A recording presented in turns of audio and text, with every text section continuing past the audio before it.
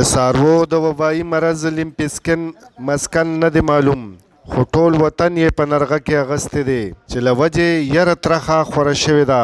د نورو علاقو په رنګ د مردان ضلعې لرې پرتې سیمې سنګاو کې د لیمفسکن دغه وبا ډیره په تیزۍ سره خوره شوې ده او ځایي خلک یې په پریشانۍ کې اچولي دي، ځکه چې د دغه خلکو د معاش د ټولو نه لویه ذریعه څاروي دي.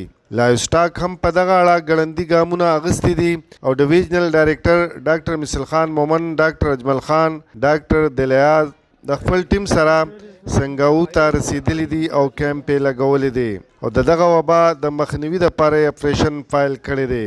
د 1500 نه زیاتو څاروو ته یې حفاظتي ویکسین لګولی دي او د 80 متاثره څاروو د علاج هڅې روانې دي.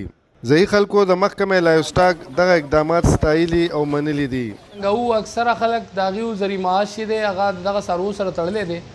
نن د لایوسټاک زموږ سره ډېر زیاته مهرباني وکړله چې تقریبا سهار د 7 بجو نه تر نن ماښامه پورې هغوی دغه کمپاین پیل کړو. تقریبا لږ تر لږه څه کم 1500 څاروو ته حفاظتي ویکسین ولګولی شول.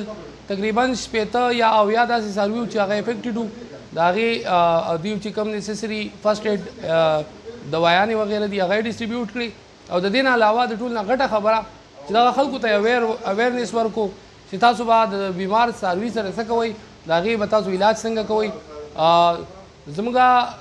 زما په شمول د سنګاو کلي ټوله جرګه، د سنګاو کلي چیرمین او دغه ټول مشرانو د لایوسټاک دغه کار ته ډېر د قدر په سترګه ګوري.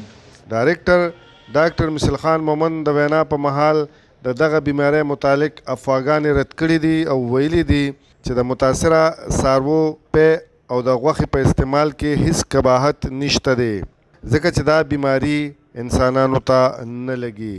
محمد ایوب، پښتونخوا ریډیو، مردان.